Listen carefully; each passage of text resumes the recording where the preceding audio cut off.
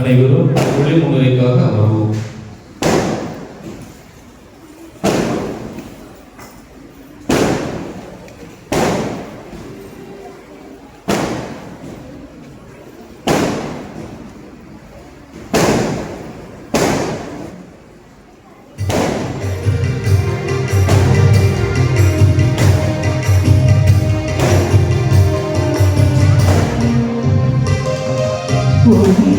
Yesterday,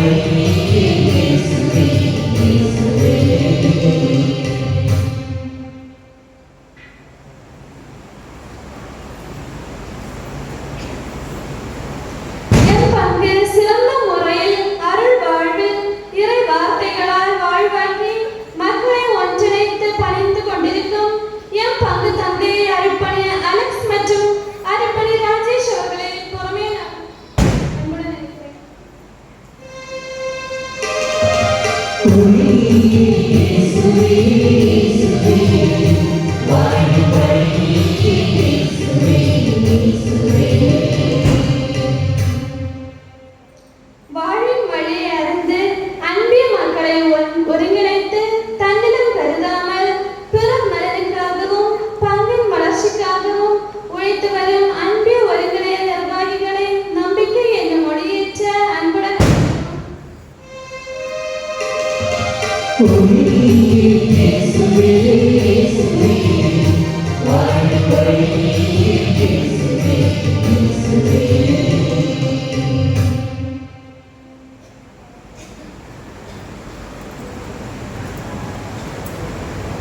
சிறு குழந்தைகளை என்னிடம் வரவிடுங்கள், அவர்களை தடுக்காதீர்கள் என்று கூறிய இறைவார்த்தைக்கு ஏற்ப தூய உள்ளத்தோடு அன்பில் கூட்டங்களில் கலந்து வரும் குழந்தை ரிஜான் தூய்மை மொழியேற்ற அன்புடன் அழைக்கிறோம்.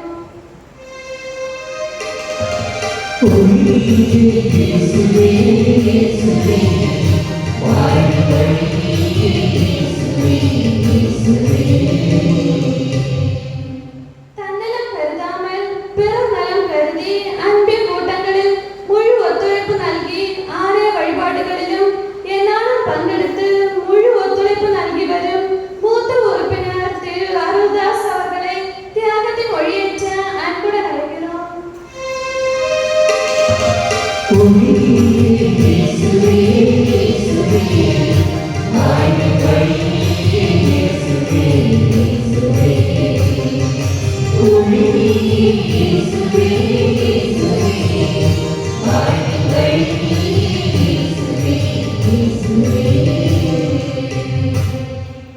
இயேசுவில் அன்புக்குரியவர்களே, மன மகிழ்ச்சியோடு நமது பாதுகாவலர் தூய அந்தோனியாருடைய குடும்ப விழாவை நாம் அனைவரும் கொண்டாடி கொண்டிருக்கின்றோம், ஆரம்பித்திருக்கின்றோம்.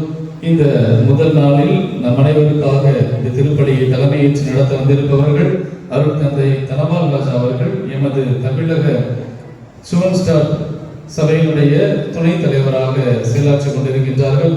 தந்தை அவர்கள் இன்றைய நாளில் நம்மோடு இணைந்திருப்பது நமக்கு மகிழ்ச்சி அளிக்கின்றது. தந்தை அவர்களை நமது பங்கு தந்தை சார்பாகவும் உங்கள் அனைவர் சார்பாகவும் வருக வருக என வரவேற்றுக் கொள்கின்றேன். இன்றைய நாளில் கிறிஸ்துவின் நற்செய்தியை வாழ்வாக்கும் இறை சமூகமாக என்ற சிந்தனையில் நமக்கு மறைவுரை வழங்க வந்திருப்பவர்கள் எமது சுவன் ஸ்டார் சன்ரைஸ் குழந்தைகள் காப்பகத்தினுடைய இயக்குனர் அருள் தந்தை ஜோ அவர்கள். தந்தை அவர்களை பலமுறைக்கு நாம் பார்த்திருக்கின்றோம். தந்தை அவர்களும் இன்று நம்மோடு இணைந்திருக்கின்றார்கள். தந்தை அவர்களை நமது பங்கு தந்தை சார்பாகவும் உங்கள் அனைவர் சார்பாகவும் வருக வருக என வரவேற்றுக் கொள்கின்றோம். மேலும் இன்றைய நாளில் இந்த திருப்பலியை சிறப்பிக்கக்கூடிய அன்பிய ஒருங்கிணைய மக்கள், பங்கு மக்கள் அனைவரையும் வரவேற்றுக் கொள்கின்றோம். இந்த திருப்பலியானது திரு ஆல்பர்ட் சேவியர், திருமதி புஷ்பராணி குடும்ப நன்றியாகவும், திரு ஜான் கென்னடி, திருமதி ரோசர் குடும்ப நன்றியாகவும், திரு நேச டெல்பின், திருமதி நிஷா டே நிலா குடும்பத்தார் நன்றியாகவும், திரு பாமராஜ், திருமதி மகேஸ்வரி, திரு அருள், திருமதி வனிஷா அர்ஷன் குடும்ப நன்றியாகவும், டேவிட் ராஜ், ராணி ஆண்டோ குடும்ப நன்றியாகவும், செல்வன் கலா செல்வோ செல்சியா குடும்ப நன்றியாகவும், பெனட்ராஜ் சுஜி, அஸ்வின் ராஜ் அஸ்மி குடும்ப நன்றியாகவும், திரு நேசமணி அருள்பாய் குடும்ப நன்றியாகவும், அருள்ராஜ் மரியராணி ஆஷ்னிகா ஆண்ட்ரி குடும்ப நன்றியாகவும், ஆல்வின் ராஜ் ஜெயபர்வா ஆல்வின் ஜியோனா குடும்ப நன்றியாகவும், சகாதேவன் விஜயகுமாரி சஜின் சஜு குடும்ப நன்றியாகவும், ராபி குடும்ப நன்றியாகவும், டைட்டஸ் செலின் ஜிபின் ஜீஸ்மா குடும்ப நன்றியாகவும், தோமஸ் சுசிலா குடும்ப நன்றியாகவும், எலியாஸ் மிக்கேலா குடும்ப நன்றியாகவும், வின்னர் ஜோ ஜினி குமாரி குடும்ப நன்றியாகவும், சேம் சுனிதா ஹெலனா சரோ ஜோவிட்டா குடும்ப நன்றியாகவும், ராஜகுமாரன் ஸ்டெல்லா ஜெசி குடும்ப நன்றியாகவும், மரிய ஜார்ஜ் ஜெயா ஜினோ ஷீபா குடும்ப நன்றியாகவும், ஜிஜோ ஆஷ்பல் ஷர்மி குடும்ப நன்றியாகவும், ஜோஸ் குயின் மேரி குடும்ப நன்றியாகவும், கிறிஸ்துதாஸ் சாந்தி குடும்ப நன்றியாகவும், ஷாஜி லிஜோ பெரிஸ்டா குடும்ப நன்றியாகவும் ஒப்புக் கொடுக்கப்படுகின்றது. மேலும் சேகரகாட் பள்ளி மாணவர்களுடைய கருத்துக்களுக்காக ஒப்புக் கொடுக்கப்படுகின்றது. சிறுமி வெனிலா கருத்துக்களுக்காகவும் ஒப்புக் கொடுக்கப்படுகின்றது. மேலும் இறைவன் இணைந்த கிறிஸ்தாஸ், அம்பரோஸ், ஈனோஸ் ஆகியோருடைய ஆன்ம இடைப்பாட்சிக்காகவும் ஒப்புக் கொடுக்கப்படுகின்றது. இந்த கருத்துக்களோடு திரு சிந்தாமணி மேரி குடும்ப நன்றிக்காகவும், ஆனி சுபா குடும்ப கருத்துக்களுக்காகவும் ஒப்புக் கொடுக்கப்படுகின்றது. இந்த கருத்துக்களோடு நமது கருத்துக்களையும் நமது பாதுகாவலராக தூய அந்தோனியாரின் பாதத்தில் சமர்ப்பித்து இந்த பலியில் நம்முடைய பக்தியுடன் பங்கேற்க எழுந்து நிற்போம்.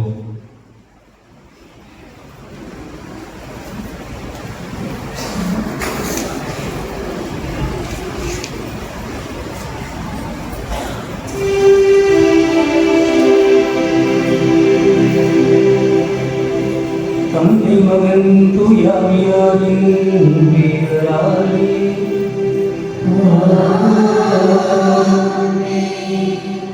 நம் ஆண்டவராகிய இயேசு கிறிஸ்துவின் அருளும் கடவுளின் அன்பும் தூயாவியாரின் நட்புறவும் உங்கள் அனைவரோடும் இருப்பதாக.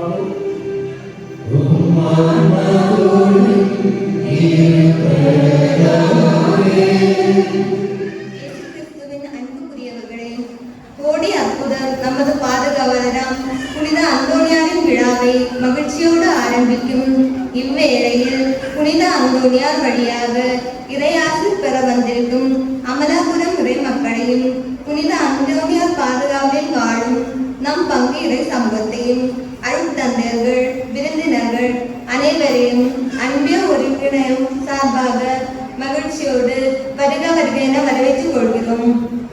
குடும்ப விழாவின் முதல் நாளாகிய இன்று அனைவருக்கும் மகிழ்வின் நாள்.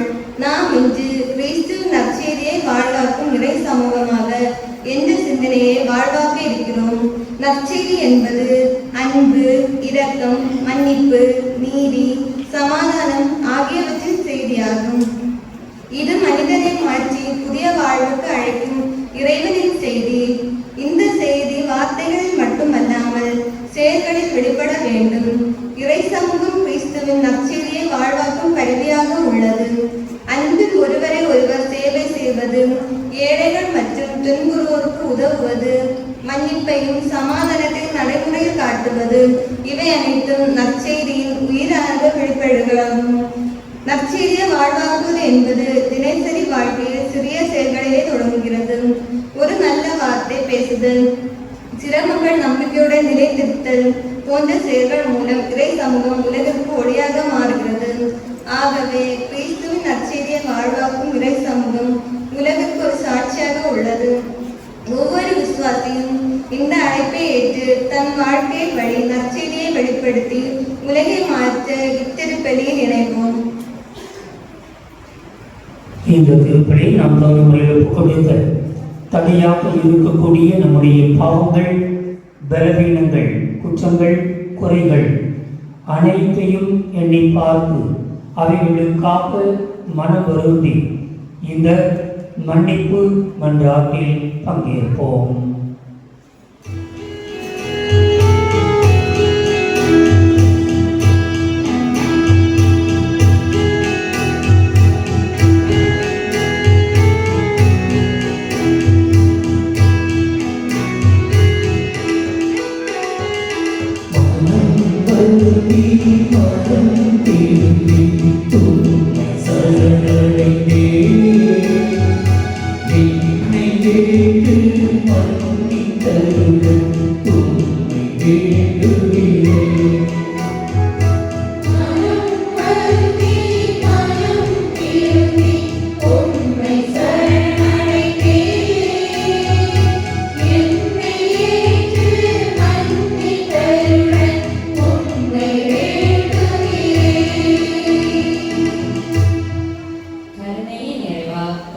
சீடத்துவ வாழ்வை எங்கள் வாழ்வில் பின்பற்றாமல் தொலைக்காட்சி, செல்போன் போன்ற உலக இன்பங்களுக்கு எங்களை அடிமைப்படுத்தி கொண்ட தருணங்களுக்காக மனம் வருந்துகிறோம்.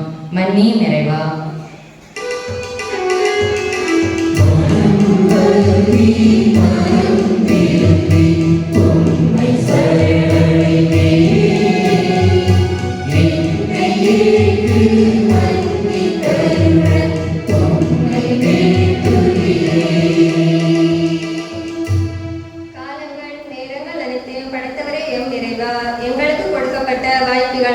நேரத்தையும் காலத்தையும் விழிப்புடன் இருந்து நல்ல முறையில் பயன்படுத்திக் கொள்ள தவறிய தருணங்களுக்காக மனம் வருந்துகிறோம்.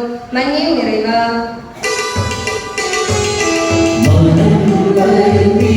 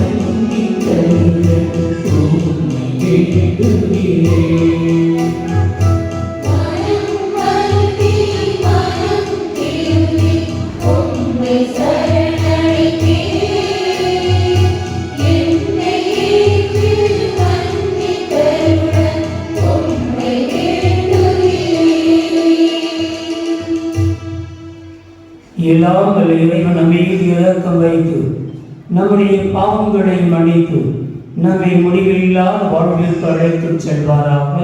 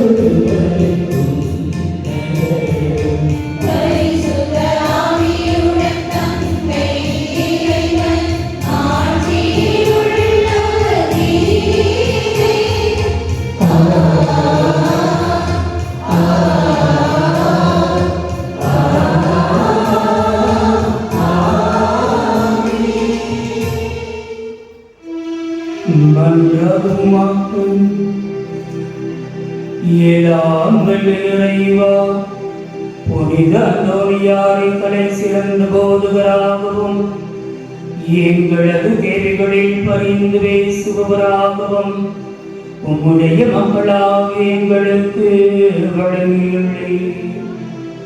அதனால் அவரது உதவியால் நாங்கள் கிறிஸ்தவ வாழ்வின் நெறிகளை கடைபிடிக்கவும் எங்களுக்கு நேர்ந்த மின்னல்களில் எல்லாம் உம்முடைய உதவியை கண்டுணரவும் செய்தருளும்.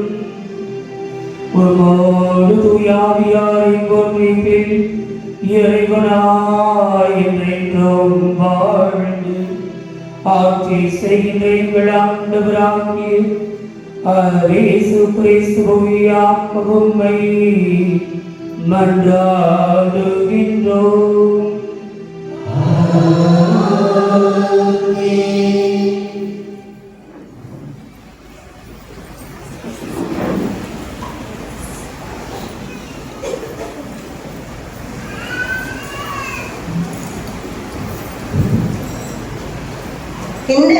முதல் வாசகத்தில் புனித மனித வாழ்க்கையின் மிக முக்கியமான ஒரு தேர்வை நமக்கு முன்வைக்கின்றனர்.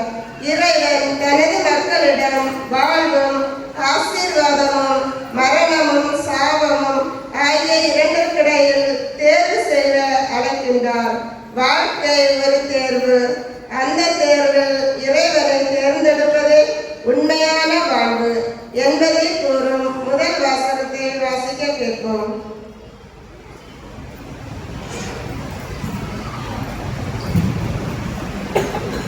இணைச்சட்ட நூலிலிருந்து வாசகம். 30ஆம் அதிகாரம் 15 முதல் 20 வரையிலான இறை வார்த்தைகள். இதோ பார், வாழ்வையும் நன்மையையும் சாவையும் தீமையையும் இன்று நான் உனக்கு முன்பாக வைத்துள்ளேன். அது இதுதான், இன்று நான் உனக்கு கட்டளையிடுகிறேன். உன் கடவுளாகிய ஆண்டவர் மீது அன்பு பாராட்டு. அவரை பின்பற்றி அவரது வழியில் நட. அவரது கட்டளைகளையும் நியமங்களையும் முறைமைகளையும் கடைபிடி. அப்போது நீ வாழ்வாய், நீ பலுகுவாய். நீ உடைமையாக கொள்ளப்போகும் நாட்டில் உன் கடவுளாகிய ஆண்டவர் உனக்கு ஆசி வழங்குவார். ஆனால் உனது உள்ளம் விலகிச் சென்று நீ செவி கொடாமல் கெட்டலைந்து வேறு தெய்வங்களை வணங்கி அவற்றுக்கு பணிவிடை புரிந்தால் இன்று நான் உனக்கு அறிக்கையிட்டு கூறுகிறேன், நீ நிச்சயம் அழிந்து போவாய். நீ உரிமையாக்கி கொள்ளுமாறு யோர்தானை கடந்து சென்றடையும் பூமியில் உன் வாழ்நாள் நீடித்திருக்காது. உன்மேல் இன்று நான் விண்ணையும் மண்ணையும் சான்றாக அழைத்து வாழ்வையும் சாவையும் ஆசியையும் சாபத்தையும் உனக்கு முன் வைக்கிறேன். நீயும் உனது வழித்தோன்றல்களும் வாழும் பொருட்டு வாழ்வை தேர்ந்து கொள். உன் கடவுளாகிய ஆண்டவர் மீது அன்பு பாராட்டு. அவரது குரலுக்கு செவி கொடு. அவரையே பற்றிக்கொள். ஏனெனில் அவரே உனது வாழ்வு, அவரே உன் நீடிய வாழ்வு. அதனால் ஆபிரகாம், ஈசாக்கு, யாக்கோபு என்னும் உன் மூதாதையருக்கு கொடுப்பதாக ஆண்டவர் ஆணையிட்டு கூறிய நாட்டில் நீ குடியேறுவாய். இது ஆண்டவர் வழங்கும் அருள் வாக்கு.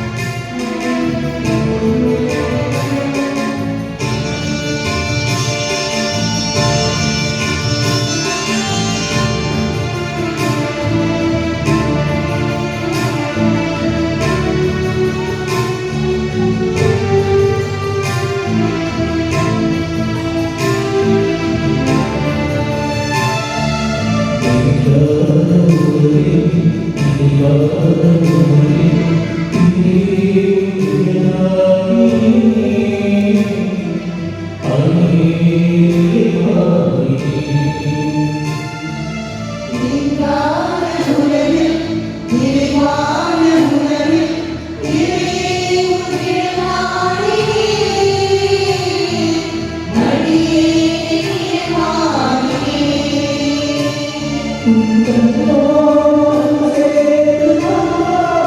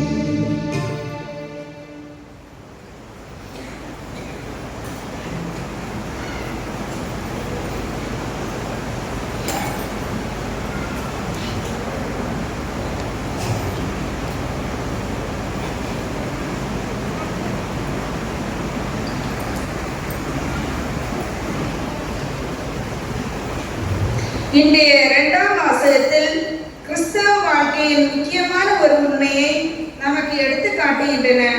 இறை வார்த்தையை கேட்பது மட்டும் போதாது, அதை செயல்படுத்த வேண்டும்.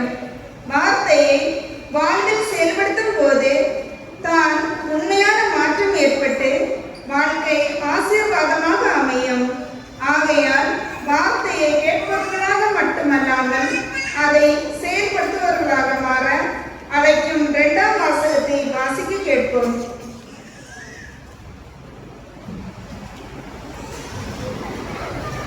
யாக்கோபு எழுதிய திருமுகத்திலிருந்து வாசகம். 1ஆம் அதிகாரம் 22 முதல் 25 வரையிலான இறைவார்த்தைகளை கேட்பவராக மட்டும் இருந்து உங்களை ஏமாற்றிக் கொள்ள வேண்டாம். அதன்படி நடக்கிறவர்களாகவும் இருங்கள். ஏனென்றால் வார்த்தையை கேட்டு அதன்படி நடந்து கண்ணாடியில் நம் முகத்தை பார்த்துவிட்டு சென்று உடனே நாம் எவ்வாறு இருந்தார் என்பதை மறந்துவிடும் ஒரு மனிதனுக்கு ஒப்பாவார். ஆனால் நிறைவான விடுதலை அளிக்கக்கூடிய சட்டத்தை கூர்ந்து கவனித்து அதை தொடர்ந்து கற்பிப்போம். நாம் கேட்பதை மறந்து விடுவதில்லை. அவர் அதற்கேற்ற செயல்களை செய்வார். நம் செயல்களால் வேறு பெற்றவர் ஆவார்கள். இது ஆண்டவர் வழங்கும் வரலாற்று.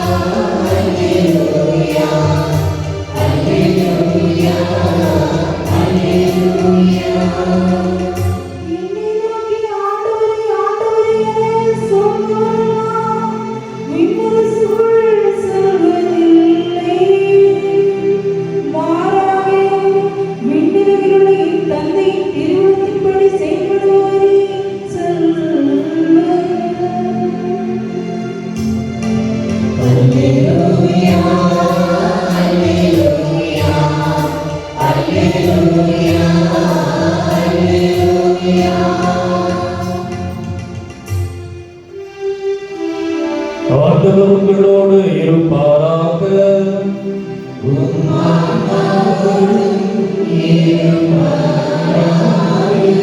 மத்தேயு எழுதிய தூய நற்செய்தியிலிருந்து வாசகம்.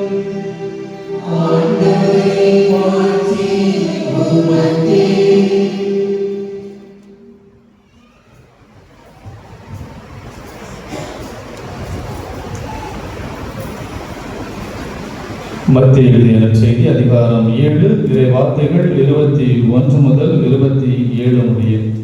அதிகாரம் 7 இறை வார்த்தைகள் 21 முதல் 27 முடிய.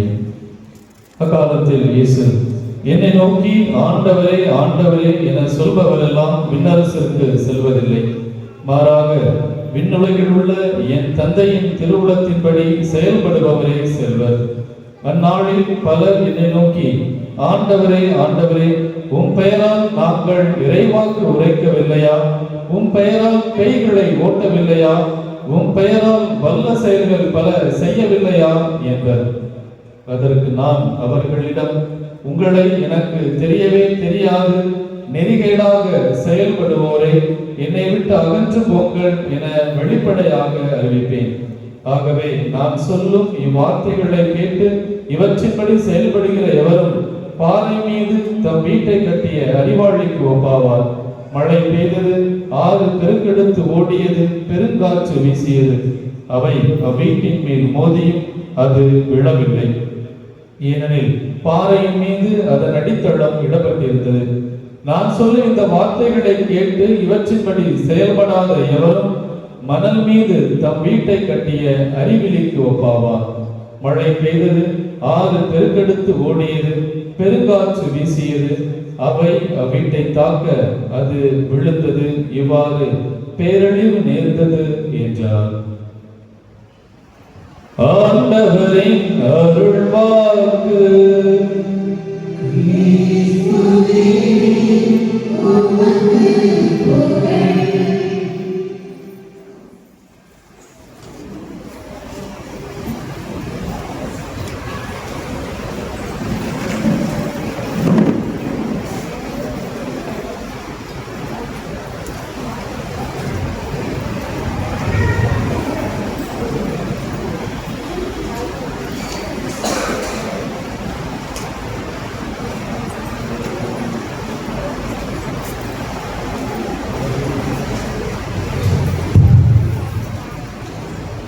மறுமையில் வாழ்பவன் என் நண்பன், வருத்தத்தில் இருப்பவன் சகோதரன், அல்லல் படுபவன் என் நண்பன், ஆபத்தில் இருப்பவன் சகோதரன், காரணமாவன் மனிதன்.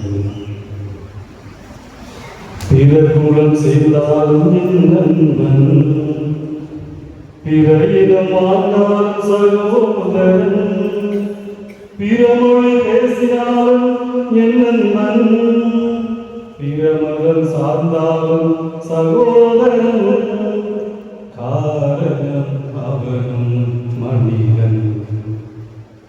ஒவ்வொரு மனிதன் என் நண்பன், ஒவ்வொரு மனிதன் சகோதரன், ஒவ்வொரு மனிதன் சகோதரன், என் சகோதரன். இந்த பாட்டு எல்லாருக்கும் தெரியுமா? பெரியவங்களுக்கு கண்டிப்பா தெரியும் இல்லையா? ஒவ்வொரு நாள் காலையில ஆலயத்தை திறக்கிறப்ப இந்த பாட்டை எல்லா கோயிலையும் போடுவாங்க. கோயிலாக தெரியுமா அந்த பாட்டு? நல்ல அருமையான ஒரு பாட்டு. இன்னைக்கு நம்ம இந்த பிரான்சிஸ் அசிசியாரை பற்றி இந்த நாட்கள்ல ஒரு நாள் நம்ம தியானிக்க இருக்கின்றோம். புனித பிரான்சிஸ் அசிசியார் எப்படி நற்செய்தி தனது வாழ்வாக மாற்றினார், மனிதரோடு பின்னி பிணைந்து எப்படி வாழ்க்கை நடத்தினார், எப்படி அன்பு செய்தார், எப்படி அனைவரையும் ஒவ்வொருவரையும் சகோதர சகோதரியாக ஏற்றுக்கொண்டார். நாம் இந்த பாடலை கேட்டோமோ அந்த வரிகளுக்கு இணங்க, நற்செய்திக்கு இணங்க, கிறிஸ்துவினுடைய மதிப்பீடுகளுக்கு இணங்க புனித பிரான்சிஸ் அசிசியார் வாழ்ந்தார். நம்முடைய முன்னாள் திருத்தந்தை, அவர் பேர் என்ன தெரியுமா? ஜவஹர்லால் நேரு, ராஜீவ் காந்தி. முன்னாள் திருத்தந்தை யாருப்பா? பிரான்சிஸ். அவரா? ஓகே, பிரான்சிஸ் கரெக்டாக சொல்றீங்க, சூப்பர். அவர் அர்ஜென்டினா நாட்டில் ஒரு மறை மாவட்டத்தினுடைய ஆயராக இருந்தவர். அப்போது அவர் பெயர் வந்து பெர்கோலியம். அவர் வந்து திருத்தந்தையாக மாறிய பிறகுதான் பிரான்சிஸ்ங்கிற பெயரை தனது பெயராக மாற்றிக்கொண்டார். அந்த தேர்தல் நடந்த சமயத்தில், திருத்தந்தையாக தேர்தல் நடந்த அந்த சமயத்தில் அவருக்கு பக்கத்துல 2 கர்தினால்மார்கள் உட்கார்ந்திருந்தார்கள். அந்த ஓட்டிங் நடைபெற்ற பொழுது அவருக்கு வந்து 2/3 மெஜாரிட்டி, பெரும்பான்மை அவருக்கு வந்து 3/2 மடங்கு வந்து அவருக்கு வந்து கிடைத்து விட்டது. ஏறக்குறைய அவர் வந்து திருத்தந்தையா வந்து அறிவிக்க போகின்ற அந்த நிலைக்கு அவர் வந்துட்டார். அப்ப அவர் மனசுக்குள்ள வந்து எந்த பெயரை தேர்ந்தெடுக்கலாம், எந்த பெயரை நான் தேர்ந்தெடுக்கலாம் என்ற எண்ணம் அவருக்குள்ள ஓடிக்கொண்டே இருந்தது. அவர் எந்த பெயரை தேர்ந்தெடுக்கலாம் என்று நினைத்தார் என்றால், கிளமண்ட் என்கிற பெயரை நான் திருத்தந்தையாக ஆனேன் என்றால் அந்த பெயரை அறிவிப்பேன் என்று அவருடைய எண்ண ஓட்டங்கள் ஓடிக்கொண்டிருந்தது. ஆனால் அவருக்கு பக்கத்தில் இருந்த ஒரு கர்தினால் அவரை பார்த்து சொன்னாராம், நீங்கள் ஏழைகளை மறந்துவிடக்கூடாது. யாரை மறந்துவிடக்கூடாது? யாரை மறந்துவிடக்கூடாது என்று சொன்னார், ஏழைகளை நீங்கள் மறந்துவிடக்கூடாது அப்படின்னு அந்த ஒரு வாக்கியத்தை மட்டும் தான் சொன்னார். ஒரே ஒரு சென்டென்ஸ், அவ்வளவுதான். அதுக்கு பிறகு அவர் வந்து திருத்தந்தையாக ஆகிவிட்டார். அவர் மண்டைக்குள்ள அந்த சென்டென்ஸ், ஏழைகளை மறக்கக்கூடாது அப்படின்னா ஏழைகளை அதிகம் நேசித்தது யாரு? புனித பிரான்சிஸ் அசிசியார். அதனாலதான் அந்த பேரை பிரான்சிஸ்ங்கிற அந்த பேரை தனது பெயராக மாற்றிக்கொண்டார் என்று திருத்தந்தை ஒரு நேர்காணல்ல அழகா வந்து சொன்னார். போன வருஷம் செப்டம்பர் 7ஆம் தேதி இப்பொழுது இருக்கக்கூடிய நம்முடைய திருத்தந்தை லியோ அவர்கள் 2 பேரை புனிதர்களாக புனித நிலைக்கு உயர்த்தினார்.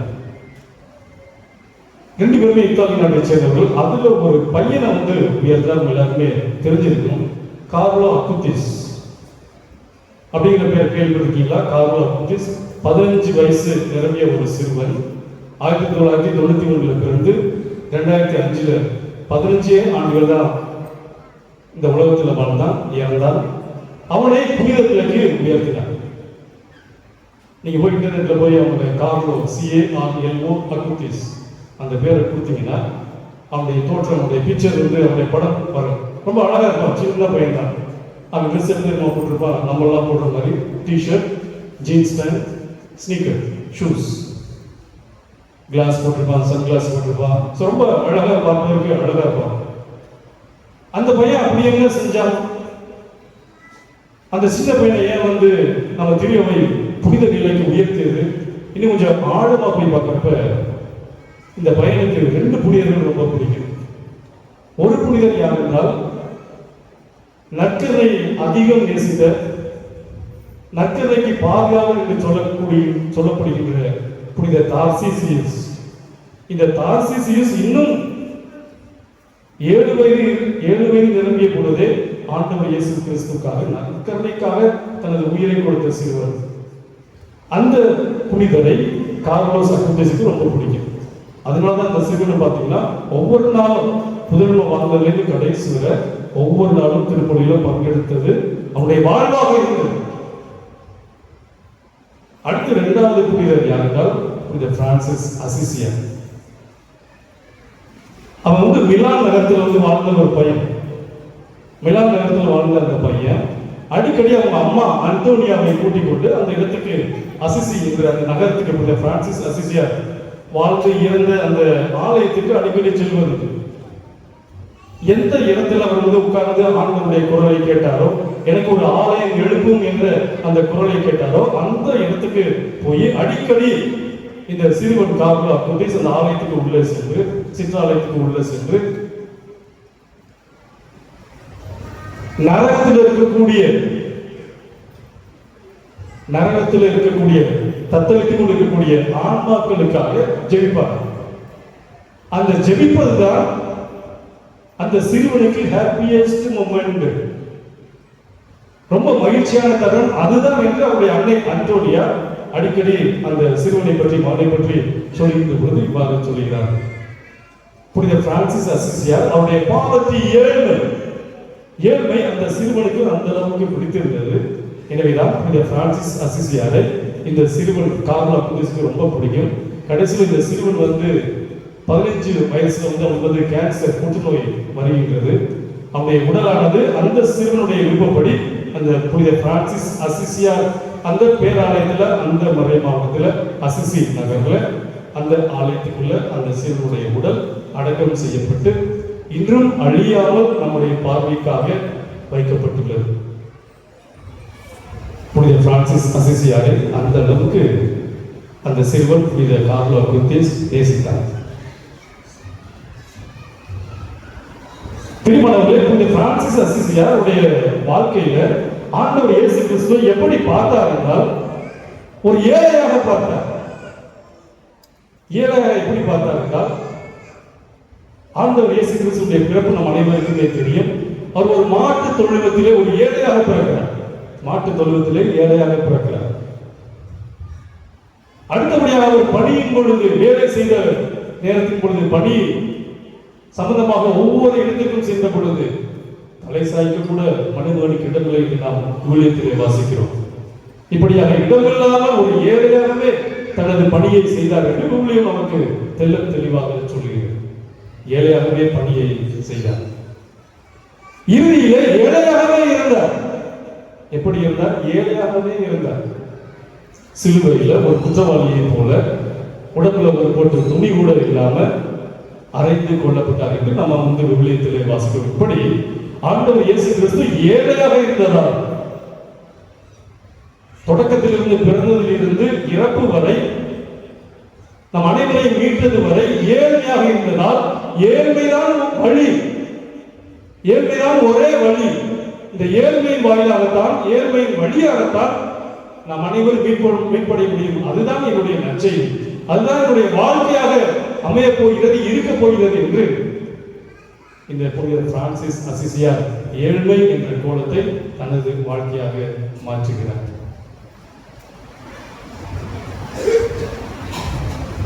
பிரிமானவர்களே, நீங்கள் புனித பிரான்சிஸ் அசிசியாரை பற்றி நிறைய கேள்விப்பட்டிருக்கலாம், படிச்சிருக்கலாம், இன்டர்நெட்ல நீங்க வாசிச்சிருக்கலாம். ஒரு தடவை அவர் ஒரு பணக்காரர் அவர் அழைக்கிறார், வீட்டுக்கு போறாரு. வீட்டுக்கு போறப்ப நைட்டு டின்னர் சாப்பாடுலாம் முடிஞ்சு அவருக்கு ஒரு தனி ரூம் படுக்கிறதுக்கு போய் கொடுக்குறாங்க. அந்த ரூமுக்குள்ள போறாரு. பெட்டு அழகா தயார் செய்யப்பட்ட நிலையில் இருக்கிறது. நல்ல மெத்தை, பஞ்சு மெத்தை. அந்த பெட்ல போய் படுக்கிறாரு. பெட்ல போய் படுத்த 2வது நிமிஷத்துல அவருக்கு படுக்கவே முடியும். யாரோ அவருடைய உடம்பை போட்டு அடிப்பது போல ஒரு சுமை, டப்பு டப்பு டப்பு டப்புன்னு அப்படி பயங்கரமான ஒரு அழுத்தம், வலி. உடனே டக்குன்னு அவர் என்ன பண்றாரு? பிரான்சிஸ் அசிசியார் எந்திரிச்சுட்டாரு.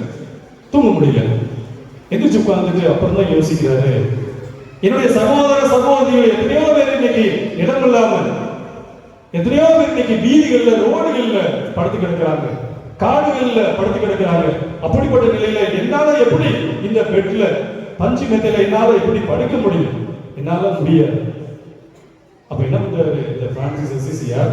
உடனே தரையில படுக்கிறாரு, நிம்மதியாக தூங்கினார் என்று அவருடைய சரித்திரம் நமக்கு இவ்வாறு சொல்லுகிறது. அந்த அளவுக்கு நற்செய்தி என்றால், இந்த பிரான்சிஸ் அசிசியாருக்கு நற்செய்தி என்றால், கிறிஸ்துவின் மதிப்பீடு என்றால் அது ஏழ்மை, பாவத்தை.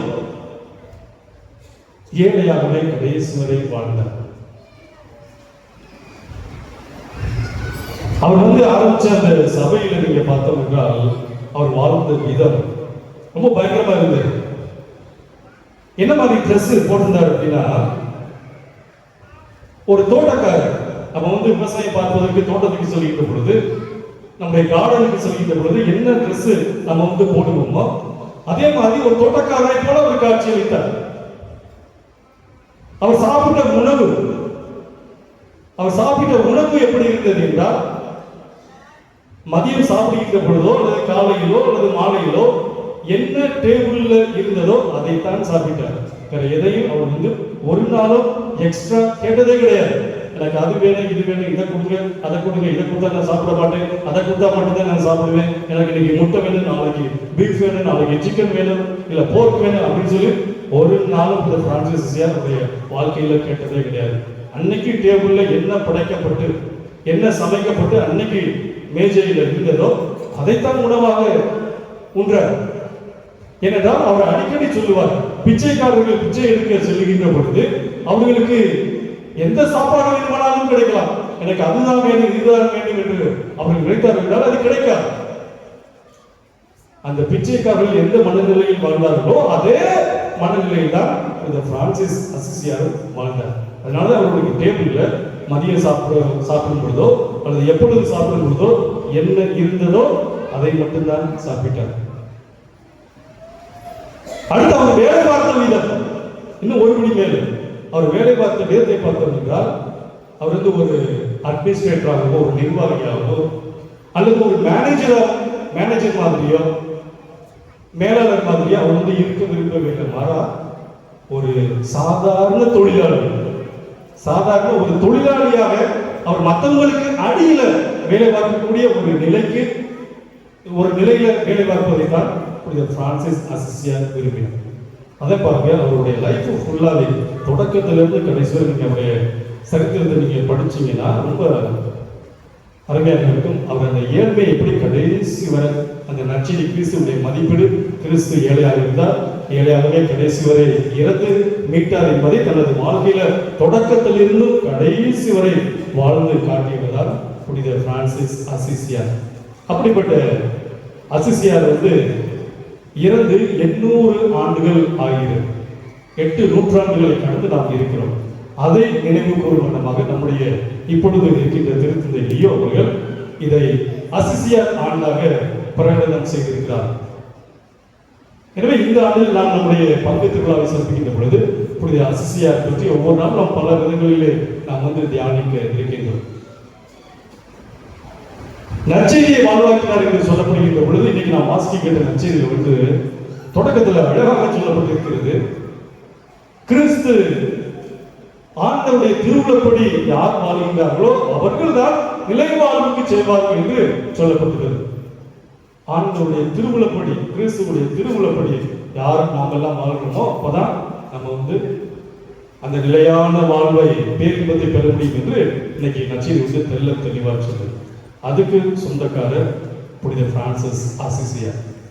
இறை பராமரிப்பு, திருவுளம் என்றால் கடவுளின் திருவுளம் என்றால் இறை பராமரிப்பு, God's providence, divine providence என்று நாம் ஆங்கிலத்தில் சொல்கிறோம்.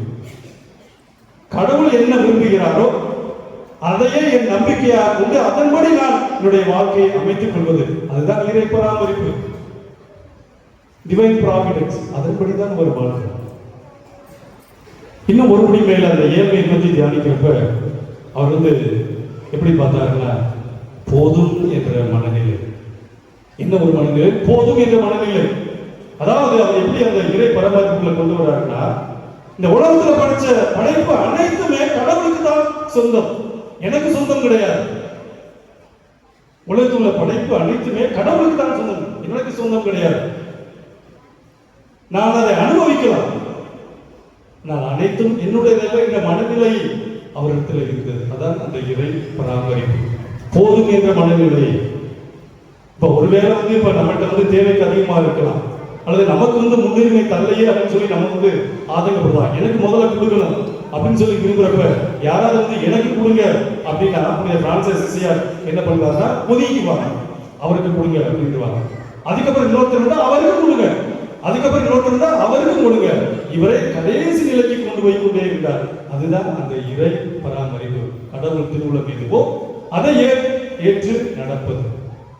அப்படி வாழ்ந்தோம் என்றால் மட்டுமே நாம் நிலை வாழ்வை பெற முடியும் என்று இன்றைய நற்செய்தி நமக்கு தெளிவாக சொல்கிறது. அதைத்தான் புனித பிரான்சிஸ் அசிசியாரும் வாழ்ந்தார். பிரியமானவர்களே, நம்முடைய வாழ்க்கை இன்னும் ஒரு படி மேல இன்னும் ஆழமா நம்ம ஆளக்கூடிய இந்த காலகட்டத்தில் சிந்திக்கிறப்ப இன்னைக்கு வந்து நம்ம வந்து நிறைய நேரங்களில் நம்முடைய பங்குகளில் பார்க்கிறோம். நானும் பங்கு தந்தையாக இருக்கிறேன். நிறைய நேரங்களில் வந்து பயங்கர சண்டை இல்லையா? சண்டை இல்லாமல் எந்த பங்குல இருக்கா சொல்லுங்க? சண்டை இல்லாமல் ஏதாவது பங்குல இருக்கா? எல்லா பங்குலையும் ஏதாவது ஒரு விதத்துல ஒரு நாளைக்கு ஒவ்வொரு விதமா ஒவ்வொரு சண்டை வந்துகிட்டே இருக்கு இல்லையா? எதனால சண்டை வருது? சாமியார் என்ன மாமனா மச்சனா அதெல்லாம் ஒண்ணு என்ன வாக்கியா வரத்துக்கிறாரு அதெல்லாம் ஒண்ணும் கிடையாது. அப்ப எதனால சண்டை வருது சொல்லுங்க? எதனால சண்டை வருதுங்க? ஃபாதர் யாரையும் அனுப்பிச்சுட்டாரா? அதை செய்யவே மாட்டாரு பாவம். கையை உயர்த்தவே அவனால முடியாது அடிக்க. அப்புறம் ஏன் சண்டை வருது? நீ நல்லா யோசிச்சு பாருங்க, உங்களுக்கு ஒரு விஷயம் புரியும். அந்த போட்டி மனப்பான்மை நம்ம இடத்துல அதிகமா இருப்பதுதான் மெயினான காரணம். போட்டி மனப்பான்மை. போட்டி மனப்பான்மை என்று சொல்லப்படுகின்ற பொழுது பதவி இல்லையா? பதவி எனக்கு வேணும், புகழ் எனக்கு வேணும், என்னை பத்தியே பேசுறது, நானே உயரும், அது இல்லாட்டி சண்டை. இப்படி ஒவ்வொருத்தரும் நினைத்தால் இந்த பங்குல நீங்க எவ்வளவு இருக்கீங்கன்னு எனக்கு தெரியாது. இந்த பங்குல இருக்கக்கூடிய ஒவ்வொருத்தரும் எனக்கு பதவி வேணும், புகழ் வேணும், என்னை பத்தியே பேசணும் அப்படின்னு சொல்லி நினைச்சா சண்டை வருமா வராதா? வருமா வராதா? சண்டை கண்டிப்பா வரும் இல்லையா? பங்கு பாரு என்ன பண்ணுவாரு? யார்தான் யாருடைய பிரச்சனை அவங்களால நிவர்த்தி செய்ய முடியும்? முடியவே முடியாது. பிரான்சிஸ் அசிசியார் நமக்கெல்லாம் பாடத்தை கற்பிக்கின்றார். என்ன பாடம்னா போதும் என்ற மனப்பாங்கு, போதும் என்ற மனநிலை. நான் தான் சொன்னேன் இல்லைங்களா, அந்த இறை பராமரிப்பு என்பது கடவுள் கொடுத்தது அனைத்துமே கடவுளுடைய கொடை. என்னக்குன்னு எதுவுமே கிடையாது, எல்லாமே இறைவன் கொடுத்தது.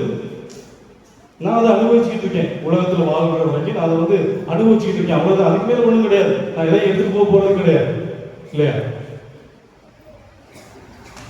இன்னைக்கு நம்ம பார்த்தோம் இல்லையா, தொடக்கத்தில் நம்ம புனித அந்தோனியாருக்கு மகுடம் சுட்டினோம். நம்ம எல்லாம் பார்த்தீங்களா? மகுடம் என்ன கிரீடம் சுட்டோம் இல்லையா? தங்கம் இல்லையா? எத்தனை பவுன்னு? 20 பவுனா? என்னப்பா 10 பவுனா? அம்மா அருமையா சொல்றாங்க 10 பவுன். இன்னைக்கு ஒருவேளை புனித பிரான்சிஸ் அசிசியார் இந்த பூசையை அவங்க வச்சிருந்தாருன்னா, சரியா? நான் இல்லை, புனித பிரான்சிஸ் அசிசியார் அவர் ஒருவேளை இந்த பூசையை இந்த திருவிழா திருப்பலியை வச்சிருந்தாருன்னா அவர் என்ன சொல்லியிருப்பார்? அவர் ஏழையாக வாழ்ந்தவர், ஏழையாக வாழ்ந்தவர். அவர் என்ன சொல்றாருன்னா, இந்த திரு அவை ஏழையாக இருக்க வேண்டும். அப்பொழுதுதான் ஒரு ஏழையுடைய கஷ்டத்தை உணர முடியும் என்று தெளிவாக சொல்வார். நம்முடைய முன்னாள் திருத்தந்தையும் அதையும் வலியுறுத்துவார். Church should be for the poor. ஏழைக்கான திருவை இருக்க வேண்டும், திருச்சபை இருக்க வேண்டும் என்று திருத்தந்தையும் சொல்வார். ஸோ ஒருவேளை புனித பிரான்சிஸ் அசிசியார் இந்த பூஜையை வச்சிருந்தாருன்னா கண்டிப்பா நம்முடைய இந்த ஆடம்பரத்தை கண்டிப்பா சொல்லிப்பார். ஆடம்பரம் தேவையில்லை. ஆனா இன்னைக்கு நம்ம வாழக்கூடிய காலகட்டம் வேற வித்தியாசமா போயிட்டு இருக்கு இல்லையா? நற்செய்தியில மத்தேயு நற்செய்தி 19ஆம் அதிகாரத்துல நீங்க பாத்தீங்கன்னா, ஒரு இளைஞன் போய் ஆண்டவர் இயேசுவை போய் கேட்பார். ஆண்டவரே, நான் நிலை வாழ்வுனா என்ன செய்யணும் அப்படின்னு சொல்லி கேட்பார். அப்ப கடவுள் நீ அன்பு செய்ய, அதெல்லாம் பண்ணாத, இதை பண்ண, அதை பண்ணு அப்படின்பாரு. இந்த பையன் சொல்லுவான், நான் எல்லாத்தையும் செய்யறேன் ஆண்டவரே, இன்னும் ஒன்னே ஒண்ணு குறை இருக்கு, என்னன்னு சொல்லி அந்த இளைஞர் கேட்பார். அப்ப ஆண்டவர் சொல்லுவாரு, உன்னிடம் உள்ளதையெல்லாம் விற்று ஏழைகளுக்கு கொடு அப்படின்னு சொன்னோம்னா அந்த இளைஞர் என்ன பண்ணுவான்?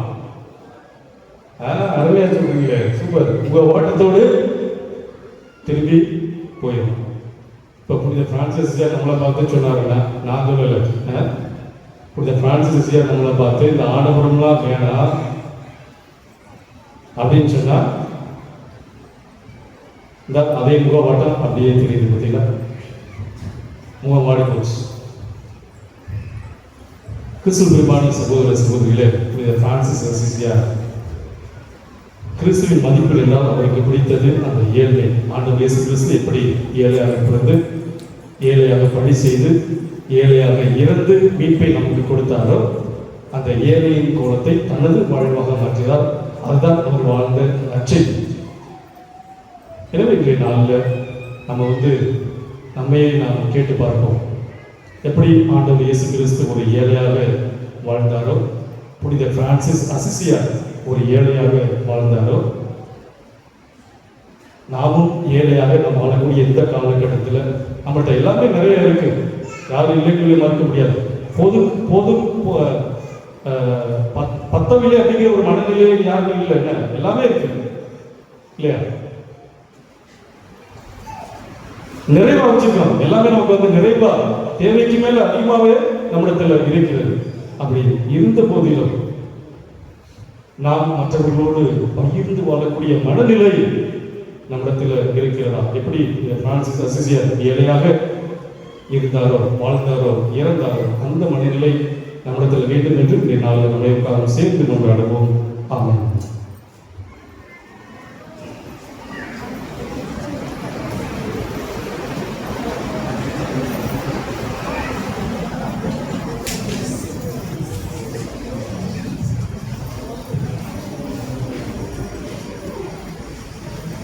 எழுந்து நின்று நம்முடைய நம்பிக்கையை அறிக்கையிடுவோம்.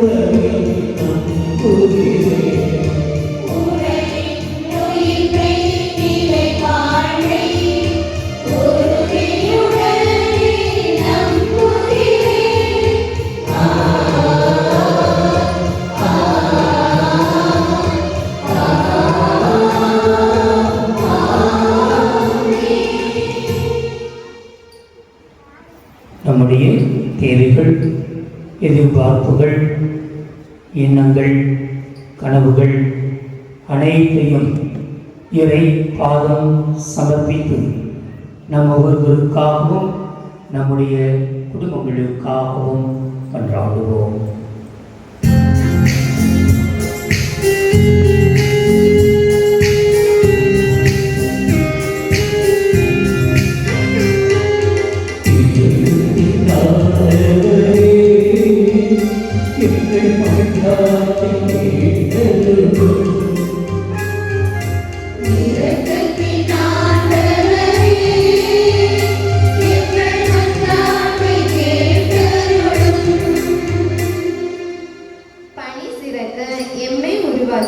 எம் இறைவா, எம் திரு அவையை வழிநடத்துகின்ற எம் திருத்தந்தை, ஆயர்கள், குருக்கள், கன்னியர்கள் மற்றும் இன்றைய குடும்ப விழா திருப்பலியில் பங்கெடுத்து ஜெபித்து கொண்டிருக்கும் அர்ப்பணியாளர்களை ஆசீர்வதித்து அவர்களுடைய பணி சிறக்க உடல்நல நலனை கொடுத்து அன்பு பணியாற்றிட இறைவா உம்மை மன்றாடுகிறோம்.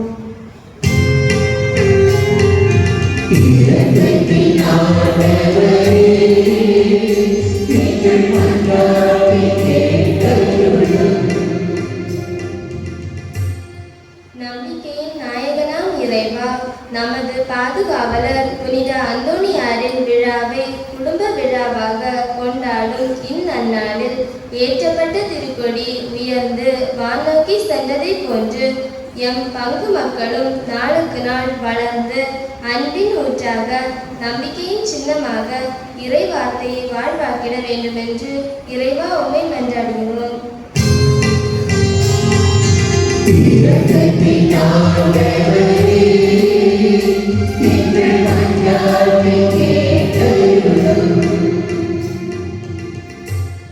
நமது வாழ்வை வாழ்வாக்கிய எம் இறைவா, குடும்ப விழா சிறப்படைய ஒத்துழைப்பு நல்கி வரும் அனைத்து நல்லுள்ளங்களையும் அன்பிய மக்களையும் ஆசீர்வதித்து ஒவ்வொருவருடைய பணியும் இம்மண்ணில் சிறந்து விளங்கவும் அனைவருக்கும் உடல் உள்ள நலன்களை கொடுத்தருள வேண்டும் என்று இறைவா உம்மை மன்றாடுகிறோம்.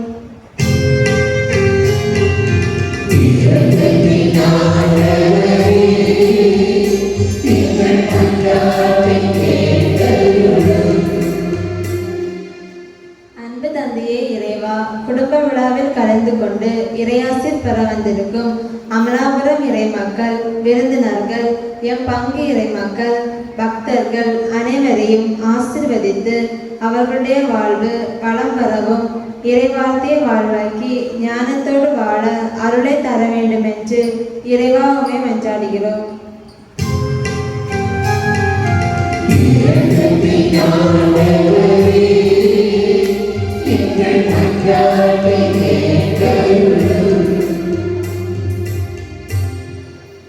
அருள் செல்வங்களால் எம்மை ஆசீர்வதிக்கும் இறைவா, எங்களை பராமரித்து பாதுகாத்த எம் பெரியவர்கள் இன்று ஆதரவின்றி அனாதைகளாக்கப்பட்டிருக்கிறார்கள். அவர்கள் எம் இரக்கத்தினால் பாதுகாப்புடன் வாழவும் இத்தலைமுறையினர் பெரியவர்களின் மேன்மையை உணர்ந்து அவர்களை பாதுகாத்து வழிநடத்த தேவையான அருளை பொழிய வேண்டும் என்று இறைவா உம்மை மன்றாடுகிறோம்.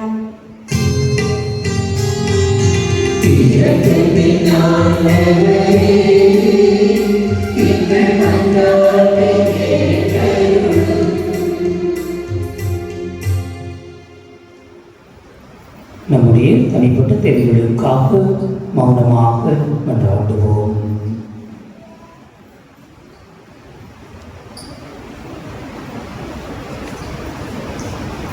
எல்லாம் வல்ல அன்பு தந்தையே இறைவா, இதோ இந்த மாலை வேளையிலே நாங்கள் அனைவரும் ஒரே குடும்பமாக இந்த ஆலயத்திலே ஒன்றாக இணைந்து உம்மிடம் எங்களது மன்றாட்டுக்களை எடுத்து கூறுகின்றோம்.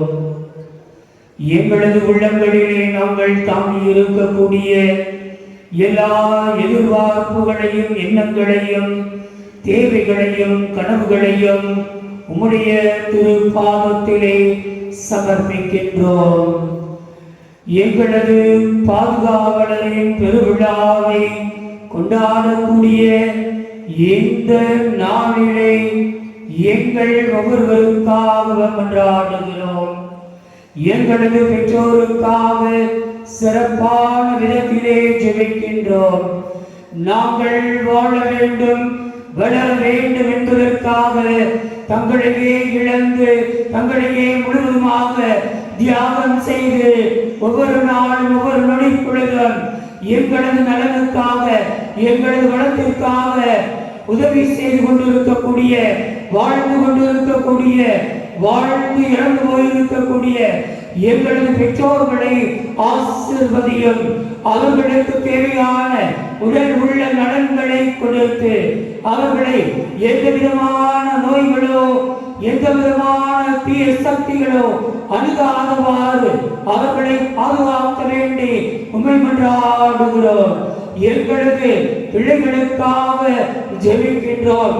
உம்முடைய அன்பையும் உம்முடைய ஆறுதலையும் உம்முடைய ஆசீர்வாதத்தையும் வெளிப்படுத்தக்கூடிய பிரதிபலிக்கக்கூடிய எங்களது குழந்தை செல்வங்களுக்காக ஜெபிக்கின்றோம். எங்களது குழந்தைகளை பிள்ளைகளை நிறைவாக ஆசீர்வதிக்கவர். அவர்களுக்கு தேவையான கல்வி அறிவையும் ஞானத்தையும் கொடுத்து அவர்களை எந்த விதமான நோய்களோ எந்த விதமான தீமைகளோ சாத்தானின் அச்சுறுத்தல்களோ அவர்களை அணுகாதவாறு அவர்களை பாதுகாத்தருளும். எங்களது ஊரிலே இருக்கக்கூடிய இளம் பெண்கள் இளைஞர்களுக்காக ஜெபிக்கின்றோம். தங்களது வாழ்வில் நல்லபடியாக முன்னேற்றம் அடைந்து எதிர்காலத்திலே சிறந்த குடிமக்களாக சிறந்த தலைவர்களாக உருவாகக்கூடிய ஆற்றலையும் அறிவையும் அவர்களுக்கு கொடுத்தருளும். எனும் எங்களது பங்கிலே நோய்வாய்ப்பட்டு இருக்கக்கூடிய பல்வேறு கொடிய நோய்களினாலே பாதிக்கப்பட்டிருக்கக்கூடிய எனும் முதுமையின் காரணமாக வேறு குடும்ப சூழல்களின் காரணமாக தனிமைப்படுத்தப்பட்டிருக்கக்கூடிய ஒவ்வொருவருக்காகவும் ஜெபிக்கின்றோம். நீர்தாமே அவர்களுக்கு ஆறுதலாகவும் ஆசீர்வாதமாகவும் இருந்து அவர்களை காக்க வேண்டி மன்றாடுகின்றோம். எங்களது மறைமாவட்ட ஆயருக்காக ஜெபிக்கின்றோம். அவருக்கு தேவையான உடல் உள்ள நலன்களை கொடுத்து காத்துட வேண்டிய எங்களது பங்கு தந்தையர்களை நிறைவாக ஆசீர்வதிக்கவும் வேண்டுகிறோம். இன்னும் நாங்கள் எங்களது உள்ளங்களிலே தாங்கி இருக்கக்கூடிய உச்சரித்த எல்லா மன்றாட்டுக்களையும் இன்னும் உச்சரிக்காத எடுத்துச் சொல்லப்பட முடியாத எல்லா மன்றாட்டுக்களையும் நீர்தாமே கேட்டு எங்களுக்கு தேவையான ஆசீர்வாதங்களை பொழிந்துள்ள வேண்டி எங்கள் ஆண்டவராகிய கிறிஸ்துவினால் உம்மை மன்றாடுகிறோம்.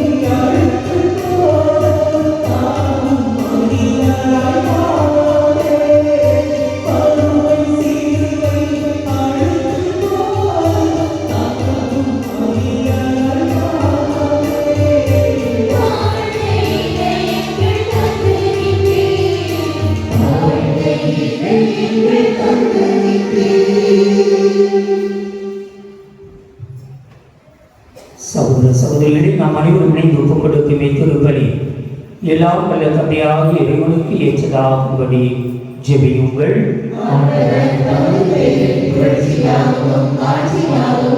நமது நன்மைக்காகவும் புனித திருவை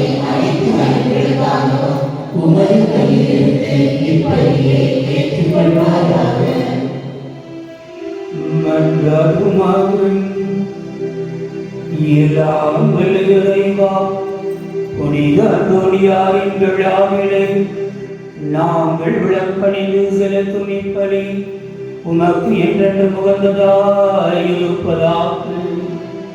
அவரது அறிவுரைப்படி எங்களை முழுமையாக உமக்கு அழைத்து உம்மை என்றென்று புகழ்ந்தேற்க செய்தருளும்.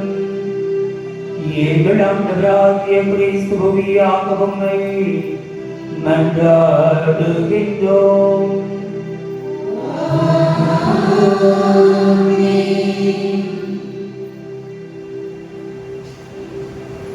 ஆண்டவர்களோடு இருப்பாராக.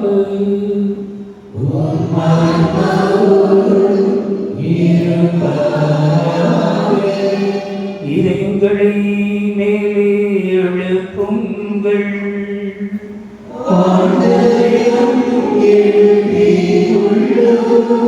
நம் இறைவனாகிய ஆண்டவருக்கு நன்றி கூறுவோம்.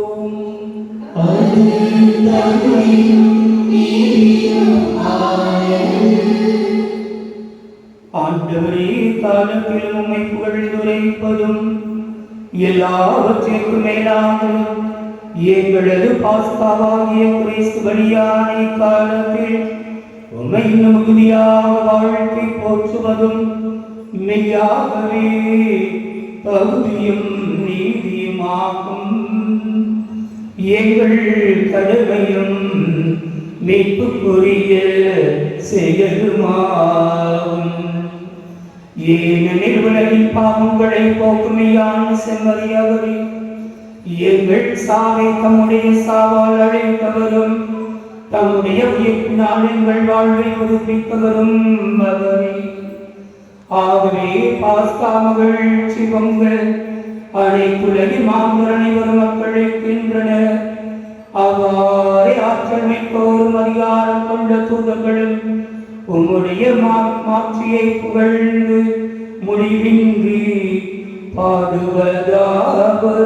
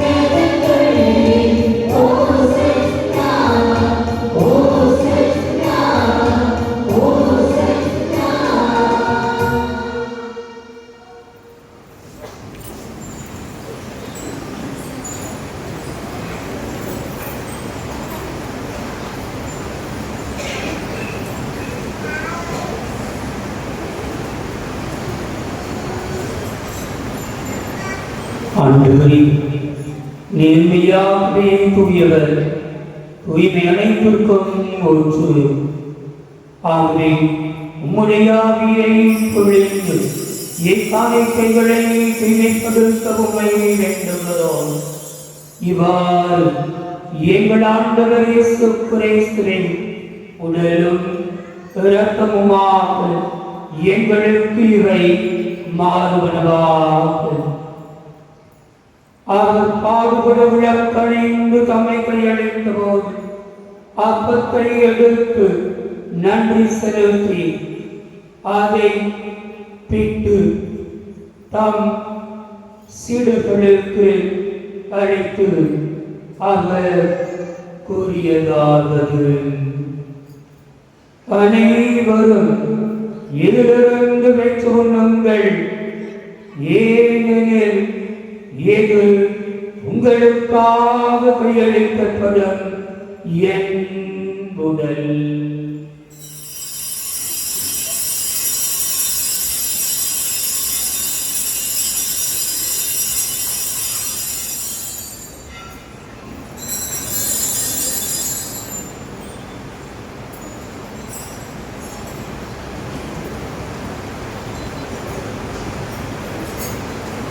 அவர் நம்மை இரவு விருந்தை அருந்திய பின் கிண்ணத்தையும் எடுத்து மீண்டும் உமக்கு நன்றி கூறி தாம் சீடர்களுக்கு அழைத்து அவர் கூறியதாவது: அனைவரும் இதிலிருந்து பெற்று பருகுங்கள், ஏனெனில் இது புதிய நிலையான உடன்படிக்கைக்கு உரிய என் ரத்தத்தின் கிண்ணம். இது பாவ மன்னிப்புக்கென்று உங்களுக்காகவும் பலருக்காகவும் சிந்தப்படும். இதை என் நினைவாக செய்யுங்கள்.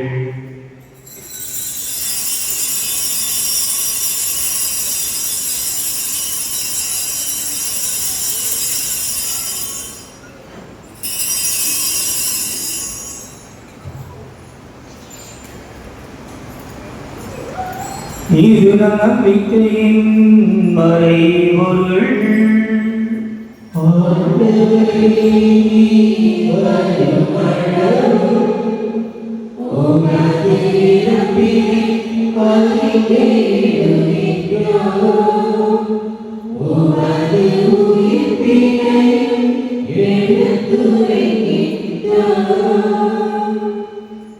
ஆகவே ஆண்டவரே, நாங்கள் கிறிஸ்துவின் இறப்பினையும் உயிர்ப்பினையும் நினைவு கூர்ந்து வாழ்வு தரும் அப்பத்தையும் படைத்த கிண்ணத்தையும் உமக்கு ஒப்புக் கொடுக்கின்றோம். ஒரு திருமணிக்கு உமக்கு ஊழியம் புரிய தகுந்தவர்கள் எங்களை ஏற்றுக்கொண்டு எனவே உமக்கு நன்றி செலுத்துகிறோம். மேலும் கிறிஸ்துவின் உடலிலும் இரத்தத்திலும் பங்கு கொள்ளும் எங்களை தூய ஆவியார் ஒன்று சேர்க்க வேண்டும் என உம்மை தாழ்மையுடன் மன்றாடுகிறோம்.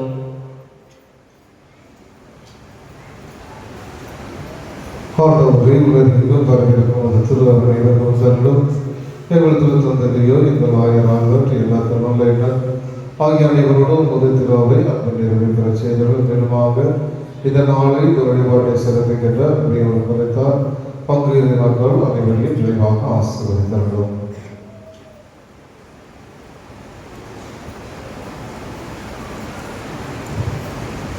மேலும் உயிர்ப்போம் என்ற நம்பிக்கையோடு எழுதுமுறையுடைய சகோதர சகோதரிகளை இறந்தோர் அனைவரையும் இறக்கமுடன் நினைவு கூர்ந்து பெற்றிருக்கும் வழியில் ஏற்றலும் அனைவரையும் இறக்கமாகும்.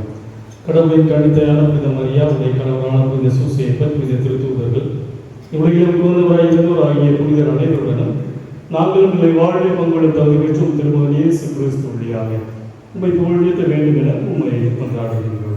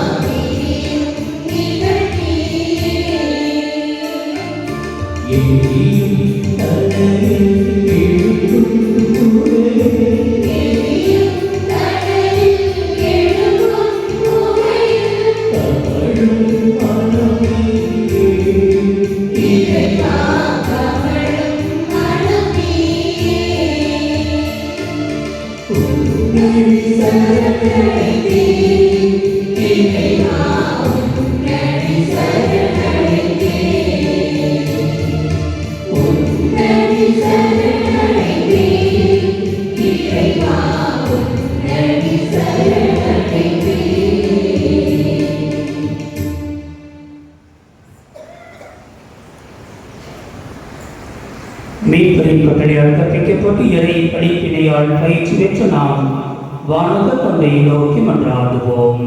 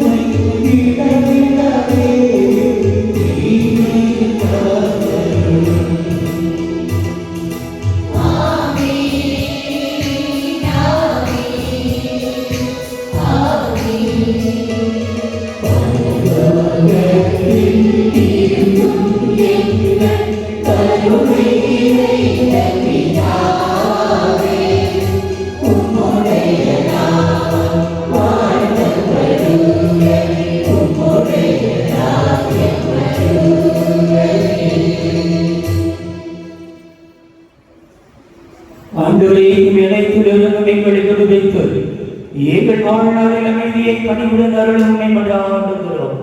உம்முடைய இரக்கத்தின் உதவியால் நாங்கள் பாவத்தில் இருந்து எப்போதும் விடுதலை பெற்று யாரும் கலக்கமின்றி நலமாயிருப்போமாக.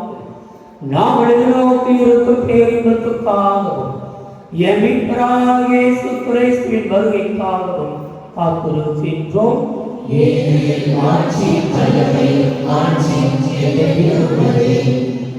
ஆண்டவராகிய இயேசு கிறிஸ்துவே, அமைதியை உங்களுக்கு விட்டுச் செல்லுகிறேன், என் அமைதியையே உங்களுக்கு அளிக்கிறேன் என்று உம்முடைய திருத்தூதர்களுக்கு மொழிந்தீரே. எங்களது பாவங்களை பாராமல் உம்முடைய திரு அவையின் நம்பிக்கையை மட்டும் கண்ணோக்கி உனது திருவிழத்திற்கு ஏற்ப அதற்கு அமைதியையும் ஒற்றுமையையும் அளித்தருளீராக. என்றென்றும் வாழ்ந்து ஆட்சி செய்கின்றவர் நீரே. ஆண்டவருடைய அமைதி உங்கள் அனைவரோடு என்றும் இருப்பதாக. ஒருவருக்கு ஒருவர் அமைதியை பகிர்ந்து கொள்வோம்.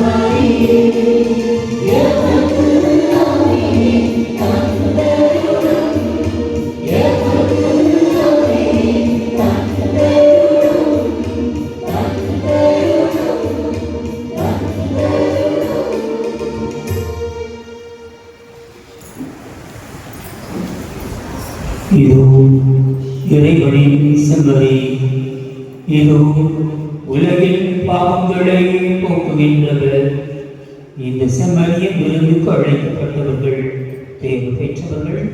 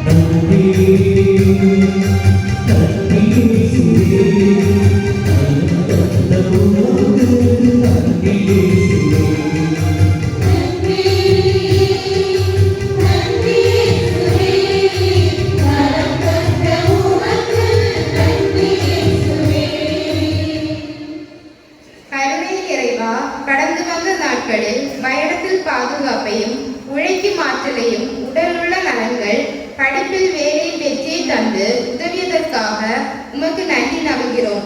நன்றி இறைவா, நன்றி.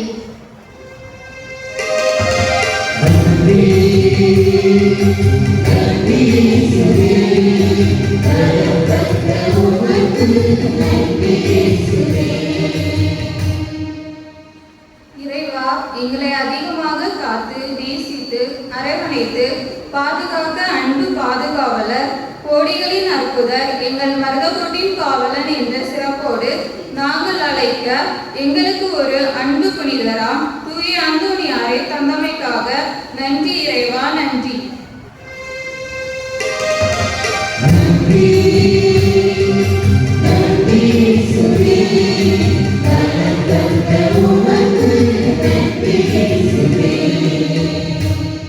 அன்புள்ள இறைவா, எங்கள் இளைஞர்களுக்கு நல்ல எதிர்காலம் அளித்து அவர்கள் உண்மையிலும் பொறுப்பிலும் வளர உதவி செய்த மேலான தருணங்களுக்காக நன்றி இறைவா, நன்றி.